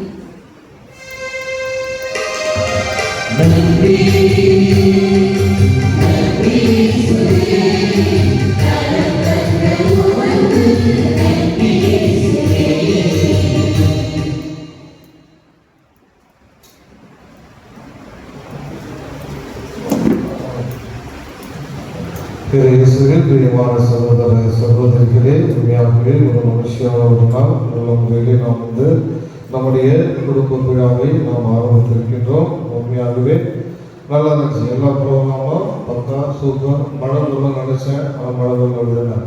நான் அதெல்லாம் வானத்தை பார்த்துக்கிட்டு முன்னோக்கி படிக்கலாம், சீக்கிரம் வாசிக்கலாம் எடுத்துக்கிட்டே இருந்தேன். பரவாயில்ல, மழை வரும்னு நினைச்சேன். ஆனால் ஆண்டவர் மழையை கொடுக்கவில்லை. அதனால் இந்த நாள் நிகழ்வு எல்லாமே ரொம்ப நல்லா இருந்துச்சு. அது டான்ஸ் செட்டாக இருக்கலாம், கொடி நடனமாக இருக்கலாம், எல்லாமே ரொம்ப நல்லா இருந்துச்சு. அதனால் அந்த பிள்ளைகளுக்கும் அதை கற்றுக் கொடுத்த ஆசிரியர்கள் மற்றவர்களுக்கும் என்னுடைய மனமார்ந்த நன்றிகளையும் பாராட்டுகளையும் வாழ்த்துகளையும் தரவுடைய தெரிவித்துள்ளது. அதே போல இன்றைய வழிபாட்டை சிறப்பித்த அன்பிய உறுப்பினருக்கும் நம்முடைய நன்றிகளையும் பாராட்டுகளையும் வாழ்த்துகளையும் ஜபங்களையும் உரித்தாக்கிக் கொள்கிறோம். நல்ல முறையிலே அவர்களும் சிறப்பித்தார்கள். அதே போல செவ்வாய்க்கிழமை நாளைய தினம்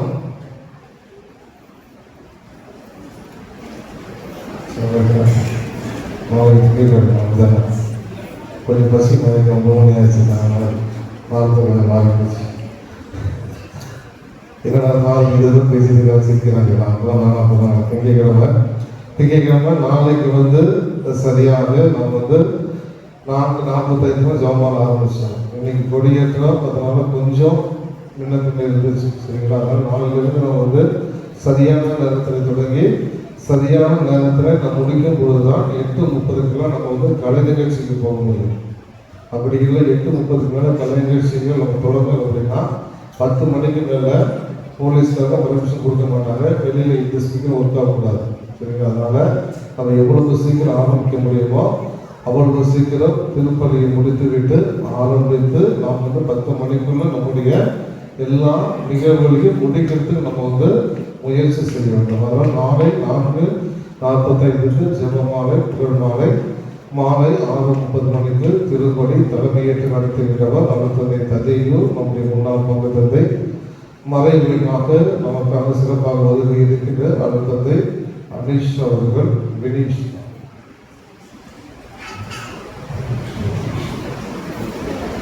அருட்தந்தை வினீஷ் அவர்கள் எடுத்து போனார். அவங்க வேற தந்தை அவர்கள் வருவார்கள். மைய சிந்தனை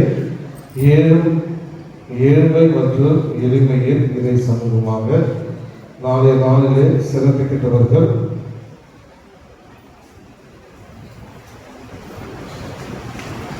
புனித தோமான்மியம், இந்த நூல்தான் பாலர் சபை, சிறுவழி இயக்கம், மரியாதை சேவை, கத்தோலிக்க சேவா சங்கம் பெண்கள், கத்தோலிக்க சேவா சங்கம் பெண்கள், கத்தோலிக்க சேவா சங்கம் போன்று. அதாவது இந்த நாளிலே சிறப்பான விதத்தில் நமக்காக நம்முடைய இந்த எளிய அழைப்பை ஏற்று இங்கு வந்து நமக்காக இந்த திருப்பலியை நிறைவேற்றியவர்கள் அருட்தந்தை அகமது அவர்கள் எங்களுடைய சபை தமிழக மாநில துணைத் தலைவராக இருந்து மிக சிறப்பாக செயல்பட்டு கொண்டிருக்கின்றவர்கள். பழகின்றவருக்கு மிகவும் எளிமையானவர், எல்லோருடையும் அன்பாக வழங்கக்கூடிய ஒரு அருட்தந்தை நாளிலே இங்கு வந்து நமக்காக இந்த திருப்பலியை நிறைவேற்றி நமக்காக ஜெபித்திருக்கின்றார்கள். அதனால பங்கு பேரர் மற்றும் பங்கு மக்கள் என்னுடைய சார்பாகவும் அவர்களுடைய ராஜேஷ் சார்பாகவும் மனமார்ந்த நன்றிகளை நான் தெரிவித்துக் கொள்கிறேன்.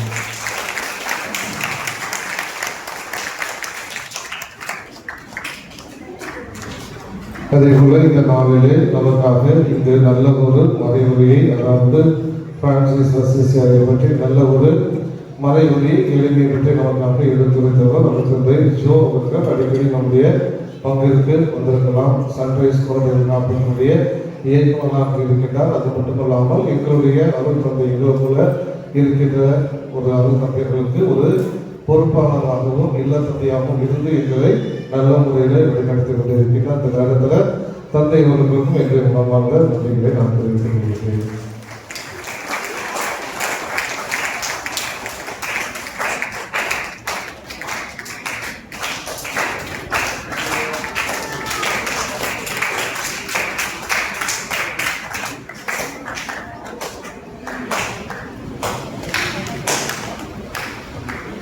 கிறிஸ்துவின் பிரியமானவர்களே, அருமையான குழந்தைகளே, என் பக்கத்தில் இந்த 3 பேர் உட்காந்துருக்காங்க பார்க்கல.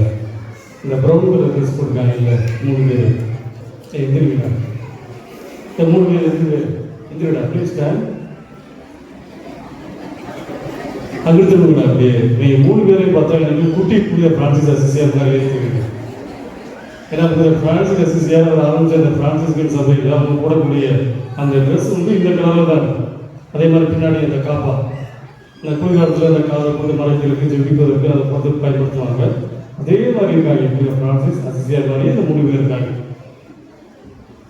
நீங்கள் 3 பேருமே ஒரு ஃபாதராக வரணும், சரியா?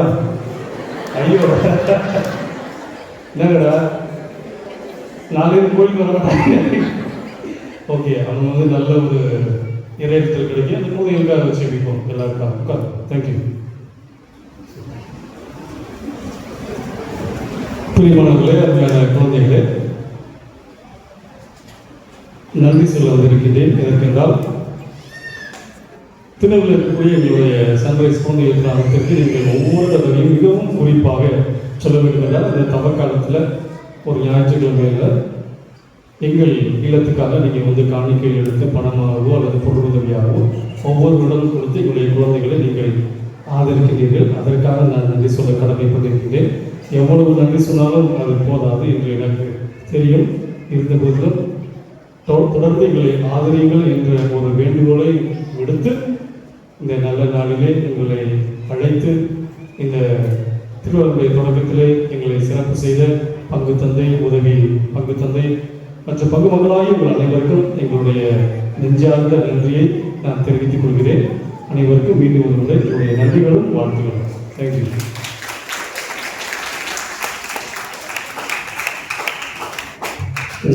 பிரியமான சகோதர சகோதரிகளே, அதிகமாக நேரம் கடந்து விட்டது. நிறைய சொல்லலை. நமக்கு இருந்து போகும்பொழுது மகிழ்ச்சியோடு போகணும். வெளிநாடுகளில் நாங்கள் எல்லாருமே வெளிநாடுகளுக்கு போயிட்டு வந்திருக்கோம். அங்கெல்லாம் சர்ச்சுக்கு வரும் பொழுது பொதுவாக கணவன் மனைவி சேர்ந்து இருப்பாங்க.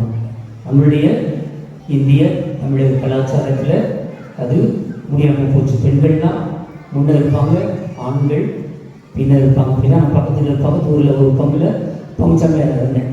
அப்போ வந்து ஒரு ஃபாதர் வந்து பிரசவம் வைக்கும்போது அவர் கேட்டார், அடுத்த ஜென்மத்திலையும் இவர் தான் எனக்கு கணவராக வரணும் அல்லது இவங்க தான் எனக்கு மனைவியாக வரணும் அப்படின்னு நினைக்கிறவங்கெல்லாம் கை தூக்குங்க அப்படின்னு சொல்லி சொன்னார்.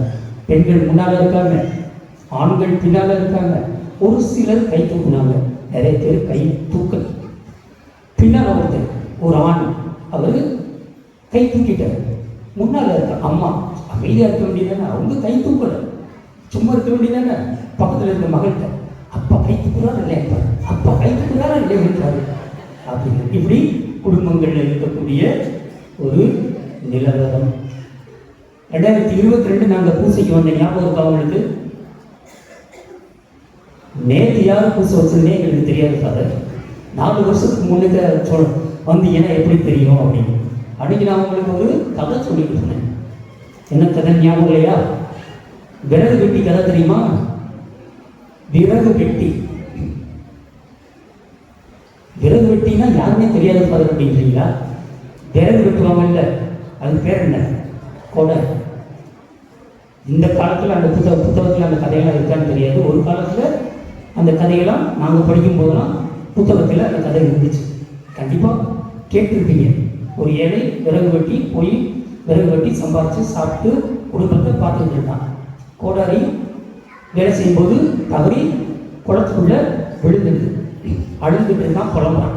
உடனே தேவதை, கடவுள் ஒரு தேவதை, அந்த தேவதைகிட்ட வேண்டாம், எப்படியாவது எனக்கு அந்த கோடாரி வேணும், அது ஒன்று தான், இதை வச்சு தான் நான் சாப்பிடணும் வாழணும் அப்படின்னு. தேவதை காட்சி தர்றாங்க. காட்சி தந்து உள்ள தண்ணிக்குள்ளே போய் ஒரு கோடாரி, என்ன கோடாரி? தங்க கோடாரி எடுத்து கொண்டு வராங்க. இதான் உன் கோடாரியா பாருப்பா அப்படின்றாங்க. பொண்ணாங்க என்ன சொல்கிறான்? இல்லை, இது என் கோடாரி இல்லைன்னா.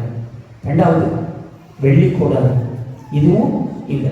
3வது அவனுடைய ஒரிஜினல் சொந்த கோடாரியை எடுத்து கொடுக்கும்போது ஆமாம் இதான் என்னது அப்படின்னோடனே அந்த தேவரை, நீ பரவாயில்லையே, நீ ரொம்ப நல்லவனாக இருக்கியே அப்படின்னு சொல்லிட்டு 3 கோடாரியையும் அவன்கிட்ட கொடுத்துட்டாங்க. இது 1. காஞ்சனா பாகம் 1, காஞ்சனா பாகம் 2 மாதிரி இது பாகம் 1. 2வது வீட்டுக்கு போகிறாங்க. 3 கோடாரியை எடுத்துக்கிட்டு மனைவிட்ட போய் சொல்கிறான், இந்த மாதிரி தேவதை வந்து என் கோடாரியை கண்டுபிடிச்சி கொடுத்தாங்க, தங்கம் வெள்ளி இதையும் என்கிட்ட கொடுத்துட்டாங்க அப்படின்னு சொல்லி மகிழ்ச்சியை மனைவிட்ட சொல்கிறான். அப்போ மனைவி சொல்கிறாங்க, திட்டுறாங்க. வழக்கம் போல் நம்ம குடும்பங்களில் வந்து மனைவிமார்கள் கணவன்மார்களை திட்டுறது வழக்கம் தான். உங்களுக்கு கொஞ்சம் கூட அறிவிப்பே கிடையாது. இவ்வளோ நல்லது செஞ்சுருக்காங்க இல்லை, அவங்கள வீட்டுக்கு சாப்பிட கூட்டிகிட்டு வர வேண்டியதானே அப்படின்னு சொல்லி திட்டுறாங்க. 2 பேரும் கிளம்பி போய் இந்த தேவதையை தேடி போகிறாங்க. போகும்போது என்ன நடக்குது? மனைவி காணாமல் போயிடுறாங்க. உடனே அந்த ஏழை என்ன பண்ணுறான்? விறகு வெட்டி திரும்ப தேவதையை கூப்பிட்டு அவங்ககிட்ட ஜெபிக்கிறான். அப்போ வந்து தேவதை என்ன பண்ணுறாங்க தெரியுமா? உலக அழகிய கூட்டி கொண்டு வந்து நிறுத்தி, இதான் உன்னுடைய மனைவியா அப்படின்னு சொல்லி கேட்குறாங்க. உடனே அவன் ஆமாம் ஆமாம் ஆமாம் இதான் என் மனைவி அப்படின்னு சொல்லி சொல்லிடுறான்.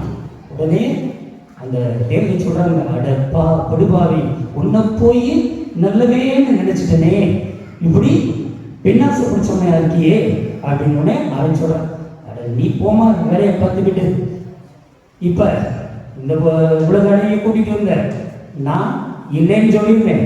2வது இந்திய அழகியை கூட்டிகிட்டு வருவேன், அதுக்கும் நான் இல்லைன்னு சொல்லிடுவேன். 3வது என் பொண்டாட்டியவே கூட்டிகிட்டு வருவேன், ஆமான்னு சொல்லுவேன். 3ஐயுமே வச்சுக்கி சொல்லிட்டீங்கன்னா நான் என்ன பண்ணுறது? என் தலைமுடியெல்லாம் போயிடும். எனக்கு சொல்லல, இந்த கதையை சொல்கிறேன். சாப்பிட்ட கணவன் மனைவி அமைதியாக அன்பாக வாழ தொடர்ந்து ஜெபியுங்கள். நாங்களும் உங்களுக்காக ஜெபிக்கிறோம். இறுதி மன்றாட்டுக்காக எழுந்திருப்போம்.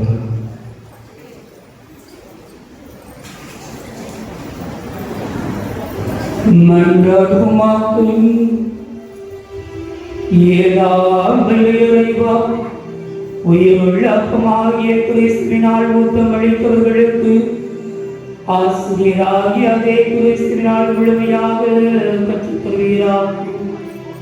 அதனால் புனித அந்தோனியாரின் விழாவில் அவர்கள் உம்முடைய உண்மையை அறிந்து அதை அன்பில் செயல்படுத்த செய்தருளும். எங்கள் ஆண்டவராகிய கிறிஸ்து வழியாக உம்மை மன்றாடுகின்றோம்.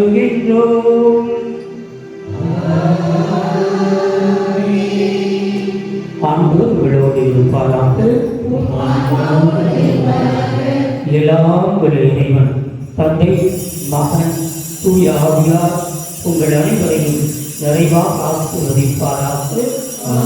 சென்று வாருங்கள், வாழ்வின் வழி தொடரட்டும். அல்லேலூயா, அல்லேலூயா.